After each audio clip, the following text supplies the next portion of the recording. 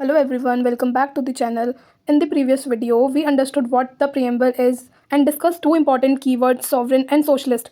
In today's video, we will continue with the next important keywords of preamble. अगर आप लोगों ने अभी तक मेरा ये preamble का फर्स्ट पार्ट नहीं देखा है तो पहले आप वो फर्स्ट पार्ट देख के आए, उससे आपको पता चलेगा preamble क्या होता है और 42 अमेंडमेंट से क्या क्या ऐड हुआ था उसमें, और फिर आप ये वाला पार्ट कंटिन्यू करें, फिर आपको इजीली क्लियर हो जाएगी सारी बातें। So let's begin. सोवरेन और सोशलिस्ट के बाद जो कीवर्ड आता है वो है secular. Secular means the state has no official religion and treats all religion equally. और जो इंडिया है ना वो एक सेकुलर कंट्री है, ठीक है। The word secular was also added by the 42th amendment act 1976। ऊपर आप फ्लो चार्ट में देख रहे होंगे कि मैंने रिलीजन को 3 कैटेगरीज में डिवाइड किया है। First one is atheistic state. इसका मतलब क्या होता है, जो स्टेट है वो अगेंस्ट होता है किसी भी रिलीजन के। Second one is theocratic state. उसका मतलब क्या है, government based on one religion. Government जो है हमारी वो किसी वन रिलीजन को फॉलो कर रही है, but in India both does not exist. India में एग्जिस्ट करती है। थर्ड वन सेकुलर स्टेट, उसको हम पॉजिटिव सेकुलरिज्म भी बोलते हैं, जिसका मतलब होता है all religion get equal respect and protection from the state. Articles related to secularism कौन कौन से हैं? आर्टिकल 25 से 28 right to freedom of religion बताता है। सेकुलर से रिलेटेड 2 केस लॉज भी हैं हमारे पास, एक तो S R Bommai versus union of India 1994 और एक Aruna Roy versus union of India 2003 का केस।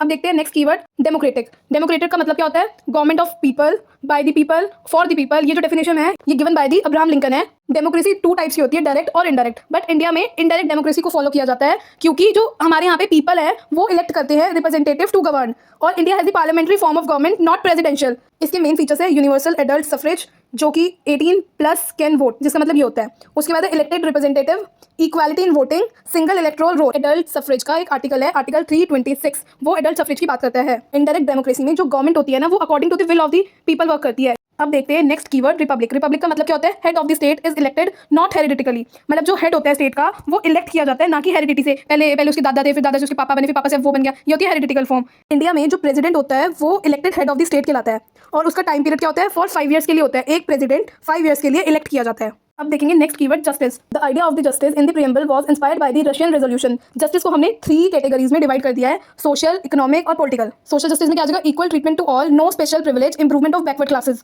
इकोनॉमिक जस्टिस में no economic discrimination, reduction of inequality. Political justice क्या होगी? Equal political rights, equal opportunity to participate in politics, equal access to the public offices. Next keyword है liberty. Liberty जो concept है ये inspired by the French revolution से है। Liberty का मतलब होता है freedom of thought, expression, belief, faith and worship. It means absence of unnecessary restrictions on individual. Absence of restraint का मतलब होता है not a license to do what one like, ठीक है, but the liberty is not absolute. और जो government है वो इंपोज करती है reasonable restrictions for public order, morality, security. आज की वीडियो के लिए इतना ही रखते हैं, और कल की वीडियो में हम बचे हुए कीवर्ड्स डिस्कस करेंगे और Keshavananda Bharati case very important और सिग्निफिकेंस करेंगे प्रीएम्बल की। Till then, if you found this video helpful, then like, share and subscribe to learn law with TD.